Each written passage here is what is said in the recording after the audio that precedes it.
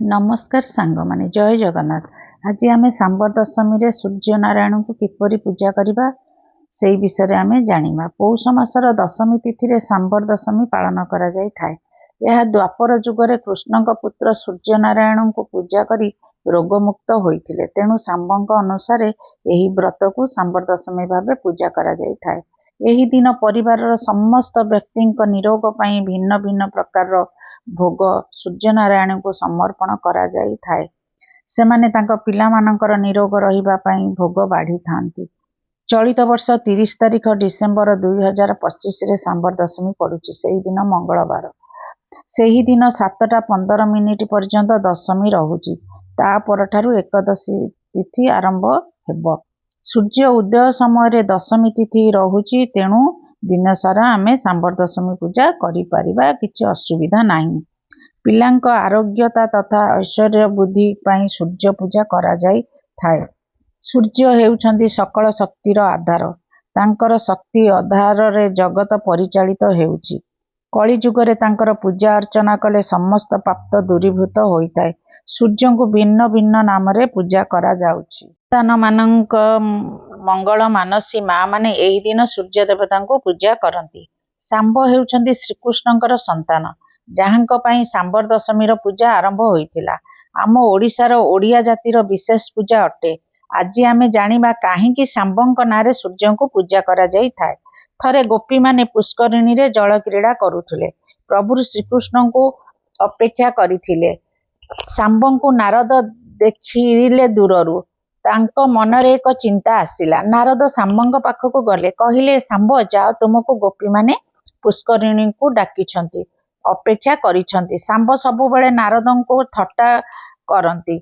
सेथिपई रागरे सांबन को उचित शिक्षा देबा पई कहिले। नारदन को कथा सुनी सांब जाई गोपी मानक सह जल क्रीड़ा करिले। सांब अबिकल देखिबाकू श्रीकृष्णक प्रतिमूर्ति। तेणु गोपी माने जानी पारिले नाही जे से श्रीकृष्ण कि सांब।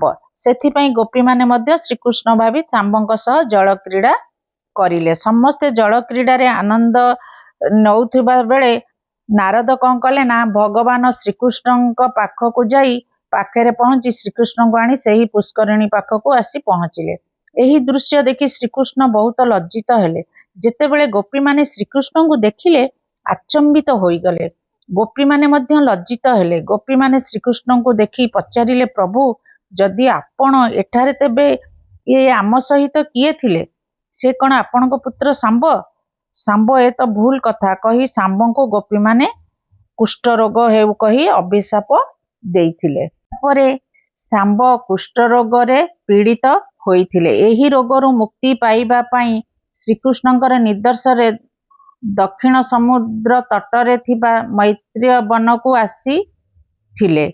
सांब 12 वर्ष भगवानक सूर्यंकर पूजा उपासना करिथिले। एही दिन कोणार्करे सूर्य नारायणकर पूजा करी यही असाध्य रोगरु मुक्ति पाइथिले। सेही दिन ठारू ओडिशार घरे घरे पिलांक आरोग्य कामना करी सूर्य पूजा करा जाए। सांब आरोग्य होइथिबारु सांब दशमी पूजा करिथांती। सूर्य को 3 धूपरे पूजा करा जाई थाए। किपरि पूजा करिबा सेही विषय आमे एबे जानिबा। समग्र भारत वर्ष रे सूर्य को पूजा करा जाए। सांबर दशमी होउची सूर्यंक पूजा।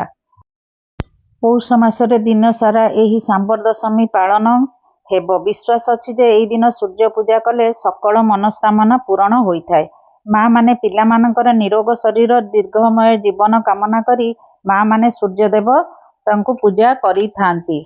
एही दिन पिला मानक नाम रे प्रत्येकंक नारे मिठा पिठा खीरी खेचुड़ी तरकारी पूजा होइथाए। सांब दशमीर पूर्व दिन ठाकुर बासन माजी रखिबे। घर द्वार लिपा पोछा करा जाए।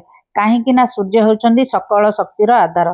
तांको पूजा कले शरीर सुस्थ रहे, निरोग रहे। सांब दशमी चौरा मूले नहेले छात उपरे अगणारे करिहेबो। जेउ स्थान रे खरा पड़ुथिबो, जेउ जगारे पूजा करा जिवो सेही जगह को भल भाबरे लिपा पोछा करा जाए। सेठारे मुरुजरे झोटी पकाइबे। कलश पाई मध्य झोटी देबे। कलश बसाइबे। कलश उपरे आंब डाल देबे। चंदन सिंदूर कलश रे देबे। ता पाखरे गोटिए धुआ पीड़ा नेबे। तापरे सूर्यंकर चित्र काटिबे। नाली कपड़ाटिए पकाई हलदी पानी रे धोई गोटिए गुआ रखिबे। ଗୁଆରେ ଚନ୍ଦନ ସିନ୍ଦୁର ଦେଇ ଫୁଲ ଦୁବ ବରକୋଳି ପତ୍ର ଦେବେ। ସୂର୍ଯ୍ୟଙ୍କର ନାଲି ଫୁଲ ବହୁତ ପ୍ରିୟ, ତେଣୁ ମନ୍ଦାର ଫୁଲ ଦେବେ। ପିଢ଼ା ସାମ୍ନାରେ ମଣ୍ଡଳ କଟାଯାଏ। ପ୍ରତ୍ୟେକ ପିଲାଙ୍କ ପାଇଁ ଗୋଟିଏ ମଣ୍ଡଳ କାଟିବେ। ମଣ୍ଡଳ ଉପରେ ତାଙ୍କ ନାମରେ ବଢ଼ାଯାଉଥିବା ମିଠା ପିଠା ଫଳ ବାଢ଼ି ସୂର୍ଯ୍ୟଦେବଙ୍କୁ ପୂଜା କରାଯାଏ। ବିଭିନ୍ନ ପ୍ରକାରର ପରିବା ପକାଇ ସ୍ୱତନ୍ତ୍ର ଏକ ତରକାରୀ ତିଆରି ହୁଏ। ତାକୁ ଘୁଡ଼ୁଘୁଡ଼ୁ ତରକାରୀ କୁହାଯାଏ। ଘୁଡ଼ୁଘୁଡ଼ୁ ତରକାରୀ ସହିତ ଖେଚୁଡ଼ି ମଧ୍ୟ ବଢ଼ାଯାଏ। ତାପରେ କ୍ଷୀରରେ ସୂର୍ଯ୍ୟଙ୍କୁ ଅର୍ଘ୍ୟ ଦିଆଯାଇଥାଏ। ଦ୍ୱିପହରେ ଆଳତି କରାଯାଏ। ଏହାପରେ ଧର୍ମ ଦେବତାୟ ନମ, ଭାସ୍କରାୟ ନମ, ଦିବାକରାୟ ନମ କହି ପୁଷ୍ପାଞ୍ଜଳି ଦିଆଯାଏ। ଏହାପରେ ସୂର୍ଯ୍ୟଙ୍କୁ ହଳଦୀ ପାଣିରେ ଦର୍ଶନ କରି ନମସ୍କାର କରିବେ। ସୂର୍ଯ୍ୟଙ୍କୁ ପୂଜା କଲେ ସକଳ ଚର୍ମ ରୋଗ ଦୂର ହୁଏ। ଶାମ୍ବ ଦଶମୀ ଦିନ 3 ଧୂପରେ ଭୋଗ ହୋଇଥାଏ। ସୂର୍ଯ୍ୟ ଉଦୟ ବେଳେ ଫଳମୁଆଁ ଭୋଗ ହୋଇଥାଏ। ଦ୍ୱିପହରରେ ପିଲାଙ୍କ ପାଇଁ ଯାହା ଯାହା ମାନସିକ କରିଥିବେ ସମସ୍ତ ପ୍ରକାରର ପିଠା ପଣା କ୍ଷୀରି ଖେଚୁଡ଼ି ଭୋଗ ଦିଆଯାଇଥାଏ। ତୃତୀୟ ପହରରେ ସୂର୍ଯ୍ୟାସ୍ତ ପରେ ମହାପ୍ରାଣଙ୍କ ନାମରେ ବୁଢ଼ା ଚକୁଳି ଭୋଗ କରାଯାଇଥାଏ। ଯେଉଁମାନେ ଦ୍ୱିପହରେ ତୃତୀୟ ପହରରେ ଭୋଗ ନ କରିପାରିବେ ସେମାନେ ସକାଳୁ ସମସ୍ତ ପ୍ରକାର ପିଠାପଣା କରି ଭୋଗ କରିପାରିବେ। ଏହିପରି ଶାମ୍ବର ଦଶମୀ ଦିନ ନିଷ୍ଠାର ସହିତ ପୂଜା କଲେ ସମସ୍ତ ପ୍ରକାର ରୋଗ ଚର୍ମ ରୋଗ ଦୁଃଖ ଦୂର ହୋଇଥାଏ। ନମସ୍କାର। ଜୟ ଜଗନ୍ନାଥ।